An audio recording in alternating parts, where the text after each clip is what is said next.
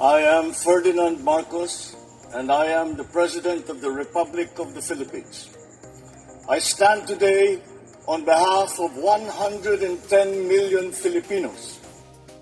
Everyone, hello universe, it's me again. Shout out sa inyo mga kababayan. Today is December 11, 2025. Ayan, yung Pangulo natin kanina, pinangunahan po niya yung job fair, no? Talaga naman itong Pangulo na ito, napakasipag. Wow, galing talaga ng Pangulo ng Pilipinas. So, samantalang yung iba, busy sa paninira sa kanya, pero siya, busy sa tulong. Busy sa pagsolusyon, paano ba ang kanyang gagawin o anuman paraan para lang matugunan ang problema ng bansa. Hindi man 100% pero ginagawa niya ng paraan dahil ang 6 years maiksi lang yan po mga kababayan. Pero kung bibigyan mo ng mahabang term yan, sigurado lalong gaganda ang bansa nito sa kanyang pamumuno. Pero ganun pa man, nakikita nyo naman ang kanyang galaw, di ba? Talagang puspusan ang kanyang pagtatrabaho, mabigyan lang ng trabaho yung ibang ating mga kababayan na Pilipino. Swerte natin dahil may pangulo tayong ganito. Yung ibang pangulo sa buong mundo, ewan ko lang kung mayroon silang ganito. Well, sabi niya po dito mga kababayan, dito mas pinapadali na natin ang paghahanap ng trabaho para sa bawat Pilipino. Sa job fair, sa skills, e-hub, pwede ka nang maghanap ng bakanting trabaho, matuto ng AI at digital skills at magproseso ng requirement sa iisang lugar. Sa bagong Pilipinas, mas mabilis ang pag-asenso ng bawat Pilipino. Yun po ang pinakamaganda no? Siya na po ang kusa na mag-organize ng ganitong klaseng job fair no? sa isang lugar. Pamahalaan na mismo ang mag-alok ng job fair sa ating mga jobless na mga Pilipino. Hindi tulad ng yung mga normal na paghahanap ng trabaho, kusa mo mag-apply, sangkaterbang mga papel pang hinahanap, ay nako. 'Di ba? Ito walang kahirap-hirap basta kumpleto lang yung papeles mo. Pumunta ka sa lugar na kung saan yung venue ng job fair. Ayan Saan banda yan? Sa bagong Pilipinas, mas bibilis ang pag-asenso sa bawat Pilipino. Diyan po sa SM Mall of Asia, Pasay City. Wow, galing naman talaga. Para kompleto detalyado mga kababayan, panoorin niyo po itong full video, okay? But don't forget to like, hit the button bell. Follow me guys. Lagi kayo updates mga beswa.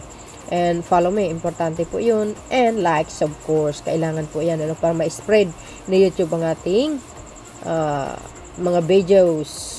Ang likes ninyo mga kababayan. Salamat po. Eto na.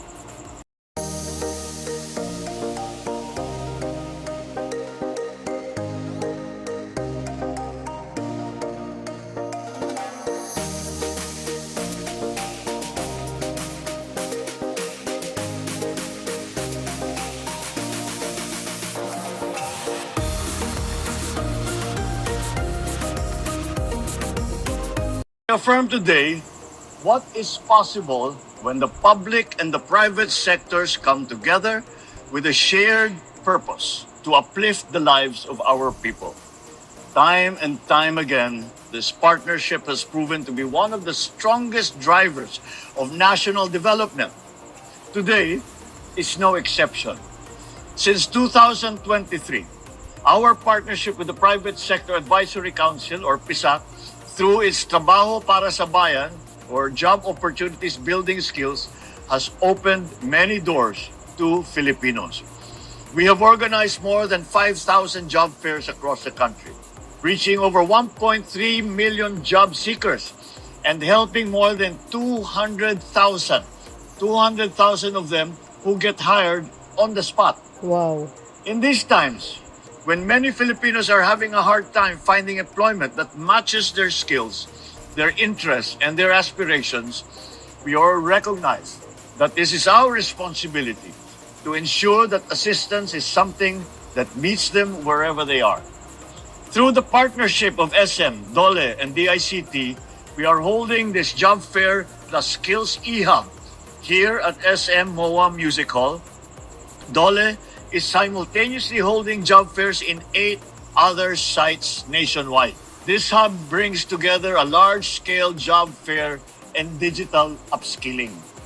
Our partners from the Asia Pacific College, the National University, and IBM, they are here to showcase their digital upskilling stations and demonstrate AI training. Proof, once again, that the Filipino worker can and should not only adapt to the digital future, but to thrive in that digital future. All of this is designed to make it easier for job seekers to process their requirements and to receive assistance in one convenient place. Wow. Today, the DOLE also released the payout of qualified tulong panghanap buhay sa ating disadvantaged and displaced workers. At the same time, the department, DOLE, has also provided Bigasan Enterprises 19 sacks of rice, which will help to serve not only as seed capital, but as a meaningful boost to their daily operations. Together with this, the DOLE also awarded checks under Adjusted Measures Program for 5 MSMEs. We hope that government assistance will help you grow your business, improving enterprise viability, competitiveness, and productivity. By organizing this event, the PISAC shows that they are not merely advisors, but contributors who are more than willing to work with the government in advancing the nation's priorities and their aspirations. Ladies and gentlemen, let us pray that the opportunities before you today encourage you to learn new competencies, enrich your experiences, share your talents with your communities. Wow. To our job seekers, make the most of this moment. Equip yourselves with new skills. Be open to new ways of doing things. The global workforce is changing very, very quickly. But I believe the Filipino will keep pace, even lead, when given the right support and the right opportunities. To our entrepreneurs, this is your stage. Show the excellence, the creativity, the innovation that define the Filipino spirit.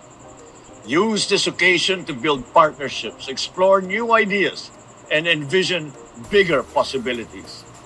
Be assured, this administration will continue to create a fair, transparent, and enabling business environment, one that encourages both local and foreign investment and rewards persistence with progress.